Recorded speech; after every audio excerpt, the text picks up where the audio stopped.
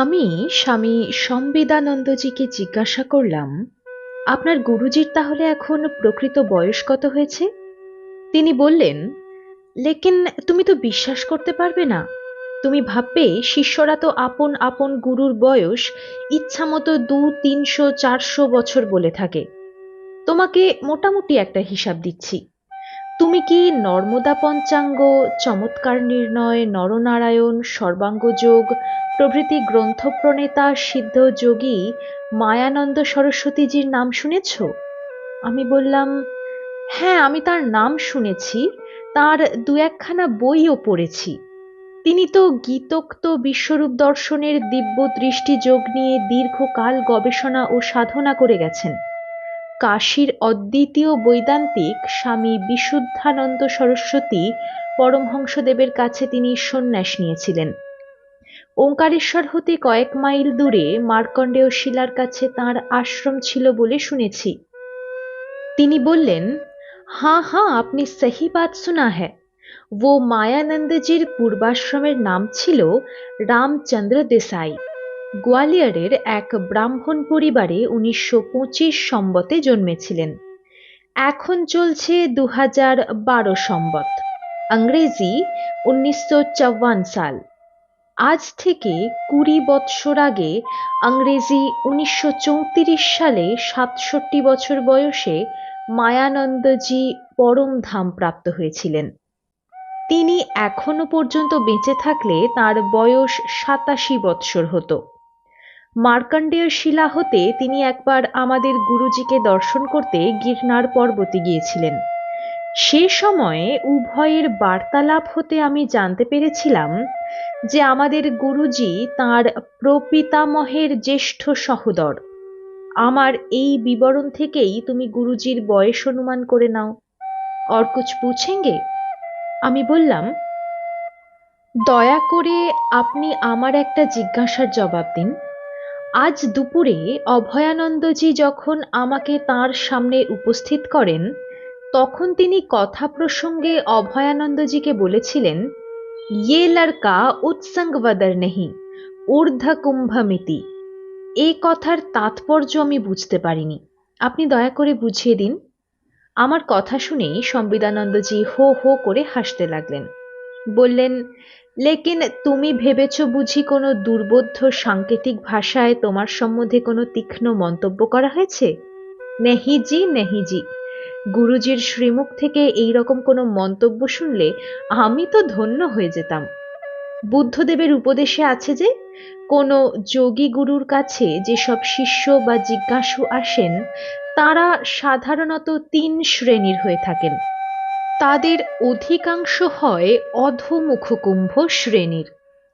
কলসিকে উপুর করে জলে ডোবালে তাতে যেমন জল ঢোকে না, জলে ডোবানোর পূর্বেও যেমন খালি থাকে, জল থেকে উঠিয়ে নেবার পরেও খালি থেকে যায়, তেমনি মহাপুরুষদের কাছেও এমন সব ধর্মার্থী আসে যারা মহাপুরুষদের উপদেশ শুনে সেই উপদেশানুসারে লেকিন নিজেদের জীবন গঠন করার চেষ্টা করে না।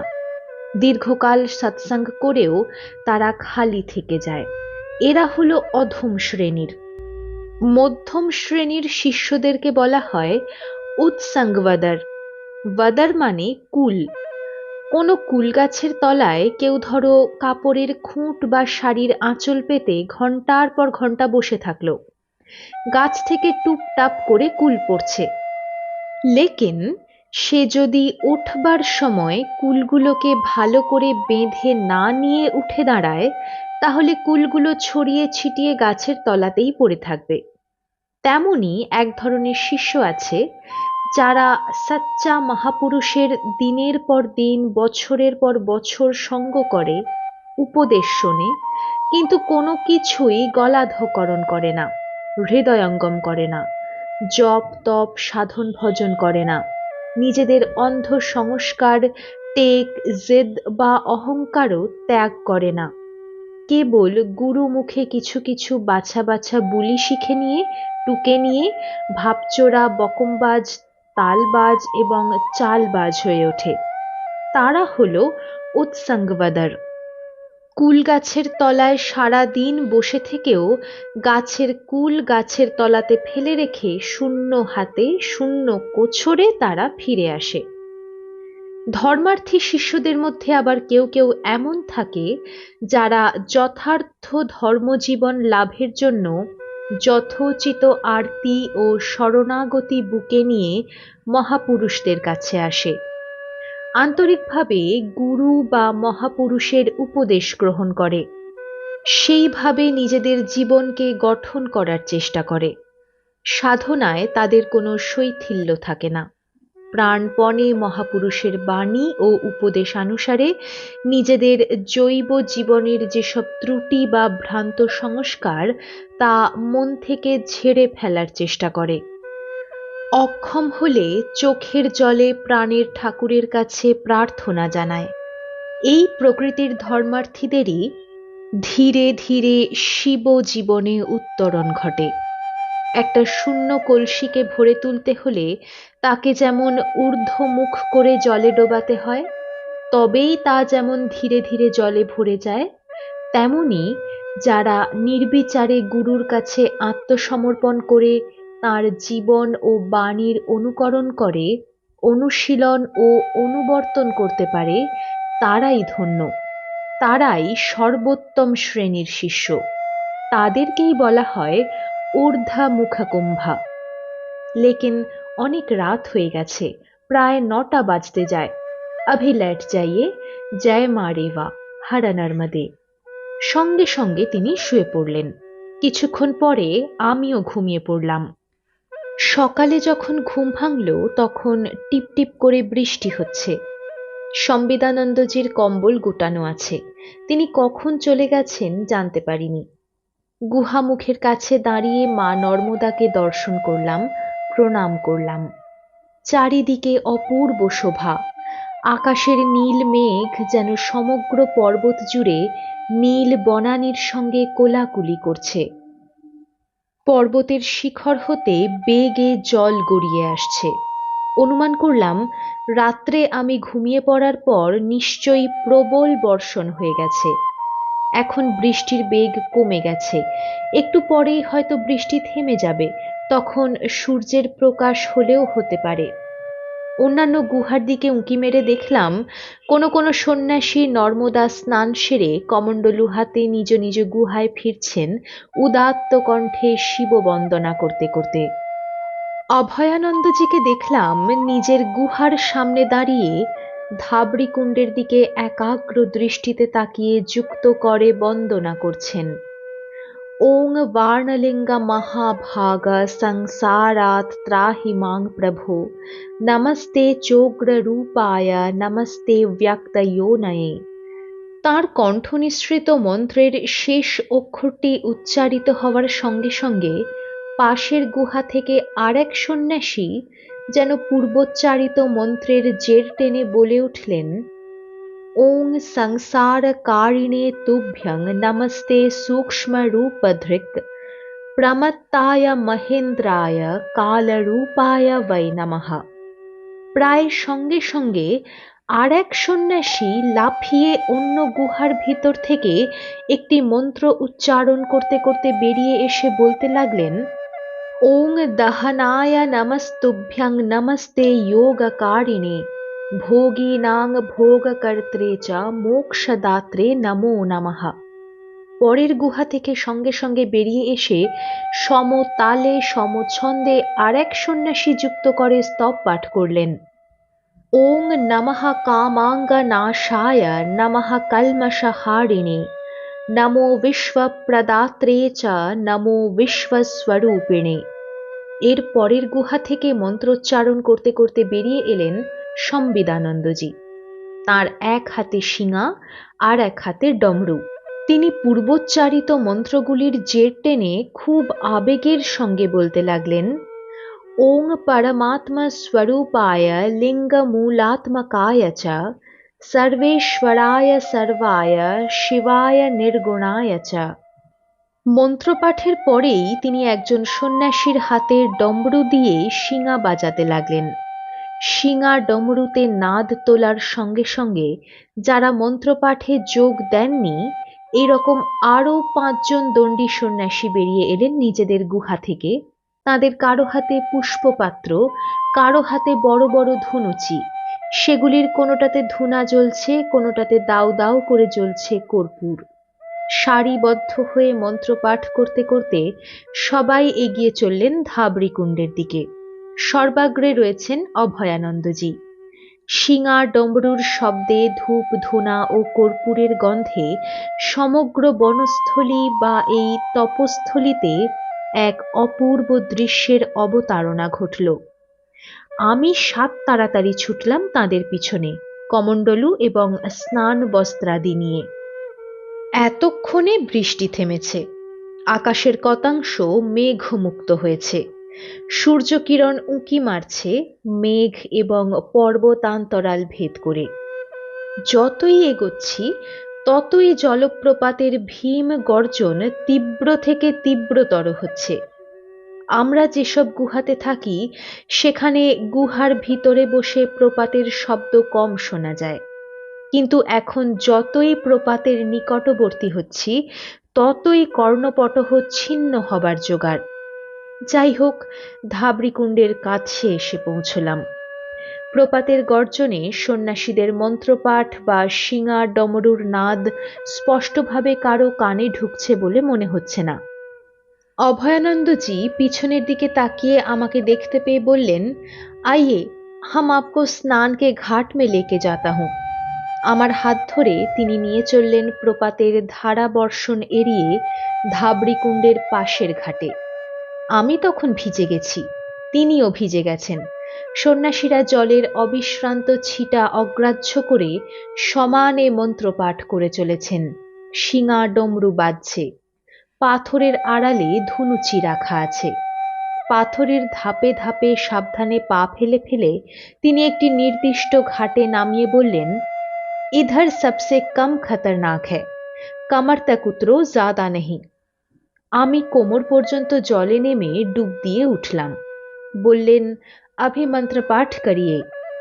अध्यात्म की चित्त शक्ति जो सर्वात्ममय शैवी छटा, अधिदेवमय कल्पांत में मुनि ने लखी देवी घटा। आधिभूत में अद्भुत यही श्री नर्मदा भू पर वही, हे तीर्थ जननी आज भी त्रैविद्य दर्शन दे रही। আমি হাতজোড় করে অভয়ানন্দজির কণ্ঠে কণ্ঠ মিলিয়ে ওই স্তব পাঠ করে মা নর্মদাকে প্রণাম করলাম। মন্ত্রের অর্থ আমি যা বুঝলাম, মা নর্মদাকে বলা হচ্ছে, মাগো, তোমার আধ্যাত্মিক রূপ হলো তুমি সর্বাত্মময় স্বয়ং দেবাদিদেব মহাদেবের চিৎশক্তি। তোমার শৈবী ছটায় ত্রিভুবন ভরে আছে।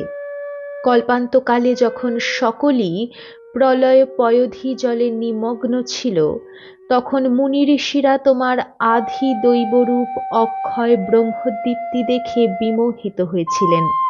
মর্তলোকে পৃথিবীর উপর নদী রূপে এই যে অবতরণ বা আবির্ভাব, এটি তোমার আধি ভৌতিক রূপ। হে তীর্থজননী, এখনো মহর্ষিগণকে ত্রৈবিদ্য রূপ অর্থাৎ ঋক সাম যজুর্বেদোক্ত তত্ত্বের অপরোক্ষ অনুভূতি দান করে চলেছ। তর্পণাদি সেরে তাঁর হাত ধরে উঠে এলাম কুণ্ডের কাছে। আমাদের না ফেরা পর্যন্ত অপরাপর সন্ন্যাসী শিঙা ও ডমরু বাজিয়ে নমঃ শিবায় হর নর্মদে করছিলেন। এইবার অভয়ানন্দজি সকলের হাতে ফুল বেলপাতা দিয়ে মন্ত্রপাঠ করতে লাগলেন। সেই একই পূর্বোচ্চারিত মন্ত্র। সকলেই অঞ্জলি ভরে কুণ্ডের মধ্যে ভাসমান ও নিমজ্জমান শিবলিঙ্গদের উপর পুষ্পাঞ্জলি সমর্পণ করলাম। পূজান্তে সকলেই স্তোত্রপাঠ করতে করতে সিক্ত বস্ত্রে ফিরে এলাম আশ্রমে। সকলেই একলিঙ্গ স্বামীর গুহার দিকে তাকিয়ে সাষ্টাঙ্গে প্রণিপাত করলেন। তারপর যে যার গুহায় গিয়ে ঢুকলেন। আমিও নিজের গুহায় গিয়ে গা মাথা মুছে বস্ত্র পরিবর্তন করে বসেছি। এমন সময় সম্বিদানন্দজি একটা পুরনো গৈরিক বস্ত্র, একটা লম্বা কাঠের সরু লাঠি এবং কিছু দড়ি নিয়ে ঢুকলেন আমার গুহায়। গুহায় পদার্পণ করেই তাঁর স্বভাবসিদ্ধ সরস ভঙ্গিতে বলতে লাগলেন, आवाभिः यथोक्तं मन्त्राणि तत् सर्वाणि इति श्रीयोगसारे सर्वागमोत्तमे पार्वती বাণলিঙ্গ স্তোত্রং। অর্থাৎ, আমরা ইতিপূর্বে যেসব মন্ত্রপাঠ করে কুণ্ড থেকে ফিরলাম সেগুলি আগম গ্রন্থ যোগসারের অন্তর্ভুক্ত বাণলিঙ্গ স্তোত্র, শিব পার্বতী সংবাদে বিধৃত। এই বলে তিনি গুহা মুখে পুরনো মরচে ধরা দুটো হুককে লাঠিটি লম্বালম্বি রেখে গেরুয়া কাপড় দিয়ে পর্দা ঝোলাতে তৎপর হলেন। তাঁর পর্দা টাঙানো শেষ হয়েছে এমন সময় কলকণ্ঠে হর নর্মদে ধ্বনি উঠল। আমি তাকে জিজ্ঞাসা করলাম, আবার কোনো কার্যক্রম শুরু হলো নাকি? তিনি বললেন, नहीं जी, लेकिन गाभी माता ने आए हैं हम लोगों के माफिक श्रीमान বৎসগুলিকে দুধ পিলানে কে লিয়ে। তার রহস্যময় কথা বুঝতে পারলাম না। গুহার বাইরে উকি মেরে দেখলাম একদল আদিবাসী, বোধহয় তারা পানকা বা বাইগা হবে, 10-12টা গাভী নিয়ে পাকশালার কাছে মাটির হাঁড়িতে হর নর্মদে বলতে বলতে দুধ দুইছে। প্রশ্ন ভরা চোখে তাকাতেই সম্বিদানন্দজি বললেন, লেকিন আমাদের লিডার অভয়ানন্দজি হচ্ছেন এক রাজার বেটা। উনকি মাতাজি অভি তক জিন্দা হ্যায়। তিনি একবার গুরুজির গুহার কাছে ব্যাঘ্র ভয় উপেক্ষা করে ধর্ণা দিয়ে পড়েছিলেন। অগত্যা গুরুজি তাকে দর্শন দিলে তিনি বলেন, আমার লড়কা আপনার অভয় আশ্রয়ে আছে। তার সন্ন্যাস ব্রতকে কোনো মতেই ক্ষুণ্ণ করতে চাই না। তবে এখানকার সন্ন্যাসীদের দুধ পানের জন্য আমি পানকা ও বাইগাদের পল্লীতে কয়েকটা দুগ্ধবতী গাভী রেখে যাচ্ছি। তারাই গরুর পরিচর্যা করবে এবং প্রতিদিন একবার আশ্রমে এসে দুধ দুইয়ে দিয়ে যাবে। তার ব্যবস্থাও করে যাচ্ছি। আপনি দয়া করে অনুমতি দিয়ে কৃতার্থ করুন। গুরুজি সেই মাইকে যোগক্ষেমা ওয়াহাম্যহম ইত্যাদি মন্ত্র শুনিয়ে অনেকভাবে বোঝাতে চেষ্টা করেছিলেন যে ভগবতী রেবাই তাঁর তটবাসী সন্তানদের ভরণ পোষণ করবেন, তাকে কিচ্ছু ভাবতে হবে না। কিন্তু মাই গুরুজির কথায় কর্ণপাত করেননি। অগত্যা গুরুজি সম্মতি দিতে বাধ্য হয়েছেন। সেই থেকে গরুগুলি এইখান থেকে 2 মাইল দূরে বনের মধ্যে আদিবাসীদের পল্লীতে থাকে। শীত গ্রীষ্ম বর্ষা 12 মাসই বেলা 9টা থেকে 11টার মধ্যে তারা এসে দুধ দুইয়ে দিয়ে যায়। এর অন্তরালে আর কি ব্যবস্থা আছে মুঝে পাতা নেই হ্যায়। আমি তাকে জিজ্ঞাসা করলাম, এখানে এতগুলি সন্ন্যাসীর জন্য আটা, পূজার সামগ্রী, ধূপ ধুনা কর্পূর ইত্যাদি কোথা হতে আসে? সম্বিদানন্দজি উত্তর দিলেন, লেকিন হামারে গুরুজি কে পাস আমরা সন্ন্যাসী হয়েও কাছে ঘেঁষতে পারি না। গৃহীর তো কথাই নাই। ইনি কোনো গৃহী শিষ্য করেন না। তুমি হয়তো ভাবছো গৃহী শিষ্যরা বোধহয় এই খরচ বহন করেন, লেকিন এ কথা সত্য নয়। তবে কোথা হতে চলে? এ কথার উত্তরে কেবল বলতে পারি, দেবাহা না জানন্তি কুতা মনুষ্যাহ। সম্বিদানন্দজি চলে গেলেন। যাবার আগে স্মরণ করিয়ে দিয়ে গেলেন, পাকশালার পেটা ঘড়িতে 3 বার শব্দ হলেই আমি যেন পাকশালায় ব্রহ্মাগ্নৌ ব্রহ্মণাহুতম করতে চলে যাই। আমি হাসতে হাসতে বললাম, আপনি নিশ্চিন্ত থাকুন, উদর পূজার কথা ভুলব না, ঠিক সময়েই হাজির হব। যথাসময়ে পেটা ঘড়িতে 3 বার শব্দ হতেই বেলা প্রায় 1টার সময় খেতে গেলাম। সেই একই খাদ্য, প্রত্যেকের পাতে 2খানা করে রুটি, একটি করে আমলকি সিদ্ধ এবং সেরখানিক করে ঘন দুধ। আজ মঙ্গলবার, সকলের খাওয়া শেষ হয়ে এসেছে এমন সময় ঝমঝম করে বৃষ্টি এলো। তার সঙ্গে মেঘ গর্জন, মুহুর্মুহু বজ্র বিদ্যুৎ ঝলসে উঠছে। সেই বৃষ্টির মধ্যেই দেখলাম ভিজে ভিজেই সম্বিদানন্দজি গুহাতে ঢুকে একটা বিচিত্র ধরনের শালপাতার বৃহদাকার টুপি মাথায় দিয়ে প্রায় ১০-১২খানা একই রকমের শিরস্ত্রাণ নিয়ে পাকশালাতে ফিরে এলেন। উড়িষ্যায় দেখেছি গ্রামের লোকেরা রোদ বৃষ্টিতে এই রকমই টুপি ব্যবহার করে। উৎকলবাসীদের ভাষায় এর নাম টোকা। বাংলাদেশে চাষিদেরকে দেখেছি বর্ষা বা রৌদ্রে মাঠে কাজ করবার সময় তাল পাতা দিয়ে তৈরি এক রকমের আচ্ছাদন ব্যবহার করে, তার নাম পেক্ষা। এইসব পাতার টোকা মাথায় দিয়ে সন্ন্যাসীরা যে যার গুহায় গিয়ে ঢুকলেন। অভয়ানন্দজি আমাকেও এই রকম একটি পাতার ঢাকনা দিয়ে বললেন, আপকে পাস ভি ইয়ে টোপি রাখ দেনা। আমি তাকে নমো নারায়ণায় জানিয়ে গুহায় ফিরে এলাম। প্রতিদিনই একই কার্যক্রম। সকালে নর্মদা স্নান, ধাবড়িকুণ্ড গিয়ে বাণলিঙ্গের পূজা, নির্দিষ্ট সময়ে ভোজন পর্ব, তারপর গুহাতে পড়ে থাকা। বৃষ্টির বিরাম নেই। নর্মদার বিস্তারও বেড়ে গেছে। পর্বতের চারধারে অজস্র জলের ধারা বয়ে আসছে। পর্বতের শোভা হয়েছে অপূর্ব। বৃষ্টির সময় ঝাঁকে ঝাঁকে সাদা বাষ্পের কুণ্ডলী যখন পর্বত চূড়াকে ঢেকে ফেলে, তখন যে চমকপ্রদ দৃশ্য দৃষ্টিগোচর হয়, তার যথার্থ রূপ বর্ণনা করার মতো কবি প্রতিভা আমার নাই। প্রতি সন্ধ্যাতেই সম্বিদানন্দজি আসেন। কিছুক্ষণ গল্প গুজবে, অধিকাংশ তত্ত্বালোচনাতেই সময় কাটে। বৃহস্পতিবার সন্ধ্যাতে আমার গুহাতে ঢুকে জানালেন, লেকিন বিহান মে শুক্রবার 17 আষাঢ় শুক্লা দ্বিতীয়া রথযাত্রা কি পর্ব হ্যায়। অভয়ানন্দজি জানাতে বলেছেন, কাল গুরুজি বেলা 10টার সময় আমাদের কাছে এসে কিছুক্ষণ বসবেন। शास्त्रार्थ होगा, अतः आप सुबह सुबह उठ जाना।